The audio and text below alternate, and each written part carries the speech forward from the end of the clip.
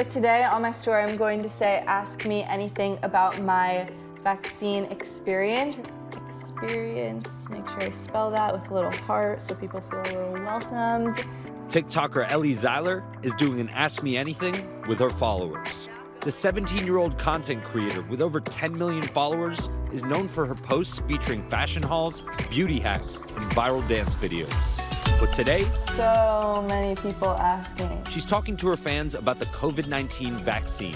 And instead of a typical endorsement deal from major brands, lately, Hi, Dr. Fauci. It's actually the United States government asking for Ellie's help. The White House actually reaches out. Yeah. What were they looking for? They said they were starting this whole process of reaching out to influencers, people who are in the public eye, and really wanting to stop these rumors and get the word out about the vaccine. Zeiler, who got her vaccine in May, sharing her own experience with the shot to ease the concerns of other young Americans, the least vaccinated age group in the country. A lot of people are asking, did it hurt? Was it painful? Did you have any side effects after getting the second dose? I had no side effects. So this person said, do you recommend getting the vaccine as a 13-year-old girl? I don't know why, but I'm scared. I 100% think that everyone should get vaccinated. 4,000 people have seen it so far, but by the end of the day, around 60 to 100,000 people will see this later.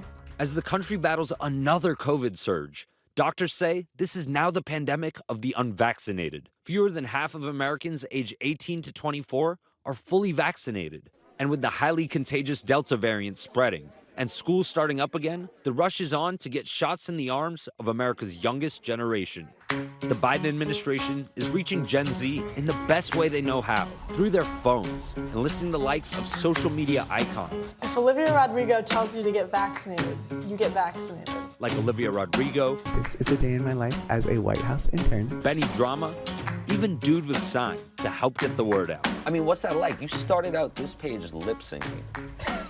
And now you're helping inform the country about the realities of a vaccine that could help save millions of lives. Yeah, I think that that's just the impact of social media, that anyone can do it.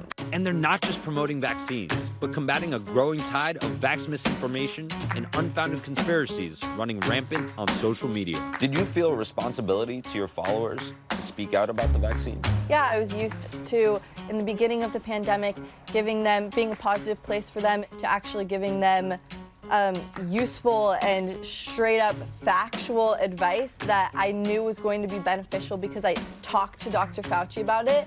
Currently authorized COVID vaccines are among the most well-studied in history. Their speedy development, relying on decades of scientific research and billions in government investment. Hi, Dr. Fauci. The Biden administration pairing creators with America's top doc, Chief Medical Advisor Dr. Anthony Fauci, dispelling myths and answering young people's most burning questions directly. My first question for you is the actual COVID virus in the vaccine? The answer is absolutely not.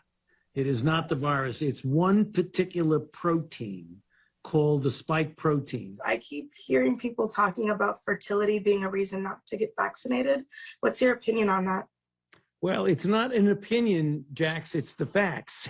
And the facts are that, with the experience of literally hundreds of millions of vaccinations among women, there is no indication whatsoever that has any impact on fertility. And when it comes to working directly with the White House, Were the symptoms bad?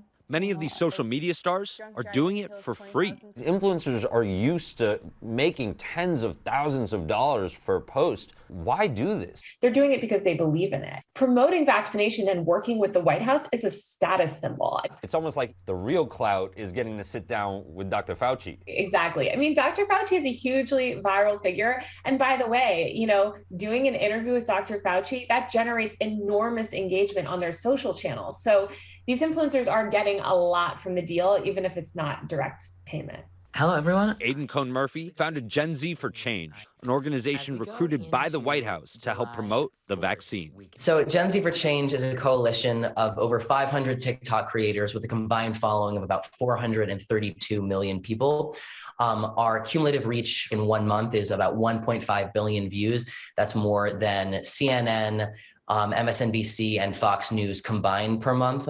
I don't know who needs to hear this, but if you're a citizen. One of Gen Z for Change's team members is Lacey B, a Missouri-based TikToker with over 1 million followers.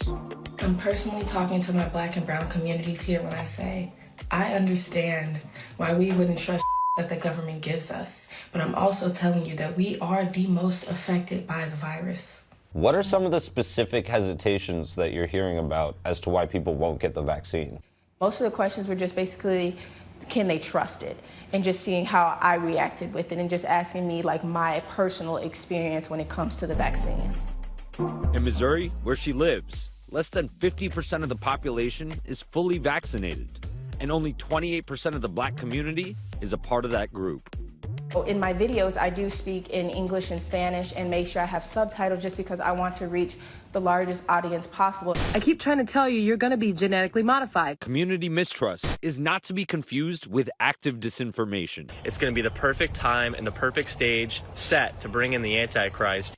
And these young influencers are stepping up to cut through that noise. It's definitely very hard to navigate, but when it comes to people saying like, the vaccine is going to microchip you. So you just want to immediately knock down, and debunk the stuff that's disinformation. On social media, the slope from legitimate concerns about the vaccine to far-fetched conspiracy theories is slippery. A recent study found that 124 TikTok videos containing vaccine misinformation were viewed more than 20 million times and shared nearly 340,000 times. What is the range of misinformation we're actually seeing right now? The conspiracies out there are insane. There's all these fake videos of people, gluing a stapler to their head or whatever and saying the vaccine is making them magnetic. But the more insidious stuff, you'd call it sort of soft disinformation. It's kind of meant to prime you to believe more extreme theories. How do you talk to your vaccine hesitant loved ones in a calm, informative way? Gen Z for Change actually makes it a point to coach their creators on the different types of misinformation out there.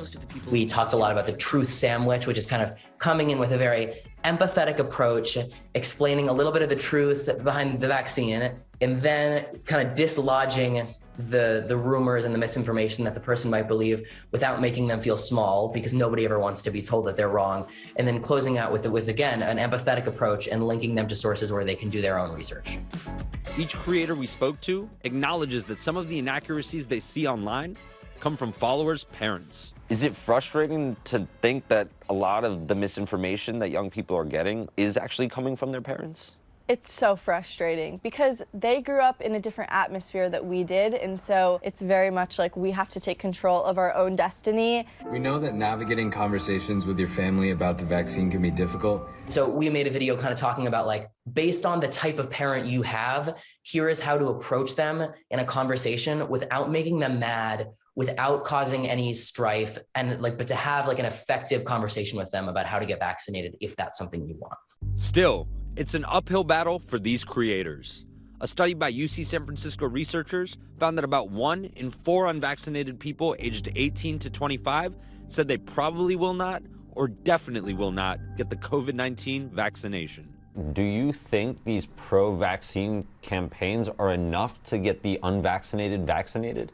Anti-vax influencers, right? They will spend all day, every day promoting disinformation. So it's great that these influencers are, off doing a post with Dr. Fauci, but they're up against this very coordinated disinformation network. I think they need to take a look at the role that these tech platforms are playing. Either way, these influencers all say if they can change one person's mind, they'll have helped make a difference.